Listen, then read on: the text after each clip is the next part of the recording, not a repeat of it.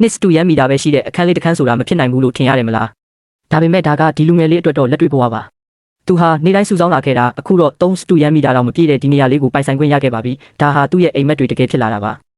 အစတုန်းကတော့သူဟာမိဖို့ချောင်းရေချိုးကန်းအိတ်ခမ်းနဲ့အနားယူဖို့နေရာတွေကိုတီးတက်စီလိုချင်ခဲ့တာပါဒါပေမဲ့ဒီလောက်ကျင်းတဲ့နေရာမှာတော့ဒါကမဖြစ်နိုင်ပါဘူး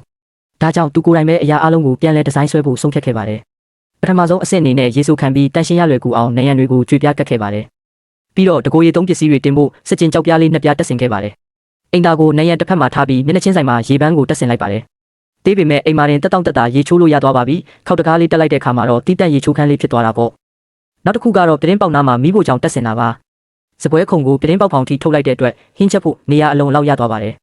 အောက်ခြေမှာတော့ရေခဲတက်တာအသေးလေးနဲ့အဝတ်လျှော်ဆက်အတွက်နေရာရှိပါတယ်အပုံစံစပွဲခုံမှာဘေးစင်အတွက်နေရာချန်ထားတဲ့အတွက်ပကံစေးတာဒါမှမဟုတ်သွားတိုက်တာတွေအတွက်အဆင်ပြေပါတယ်အပေါ်ဘက်မှာတော့အသုံးဆောင်ပစ္စည်းတွေအတွက်ဗီရိုလေးတွေတက်ထားပါတယ်မိဖို့ကြောင့်နေရာကိုတီးတက်ဖြစ်စေဖို့နဲ့မိခိုးတွေမထွက်ဖို့အကာရန်နေရန်တစ်ခုထည့်ထားပါတယ်အပေါက်ဝနားမှာတော့ဘတ်စုံ3ဗီရိုတစ်ခုရှိပါတယ်အောက်ခြေမှာဖက်နှက်တွေထားပြီးအပေါ်မှာတော့ပစ္စည်းတွေထပ်သိမ်းလို့ရပါတယ်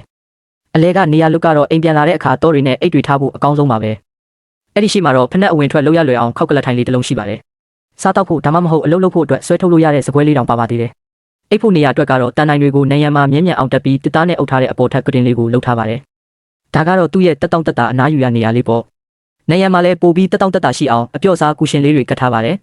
ကတင်ဘေးကအပေါက်လေးကတော့လျှက်စစ်ပလက်တွေခလုတ်တွေပါဝင်တဲ့ဆင်လေးအဖြစ်အသုံးဝင်ပါတယ်အပေါ်ဘက်မှာတော့ကတင်ပေါ်လဲရင်ရုပ်ရှင်ကြည့်လို့ရအောင် projector တစ်ခုတက်ဆင်ထားပါတယ်ကတင်ဘေးမှာတော့စာအုပ်နဲ့စာရွက်စာတမ်းတွေထားဖို့ပြီးလို့ရှိပါတယ်ပိုပြီးအနားယူလို့ကောင်းအောင်အောက်ဘက်မှာဆိုဖာအီလေးတစ်လုံးထည့်ထားပါတယ်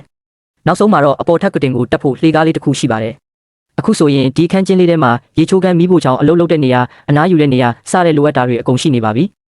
တင်းငယ်ပေမဲ့တကယ်ကိုထူးခြားပြောင်မြောက်တဲ့နေရာလေးပါပဲ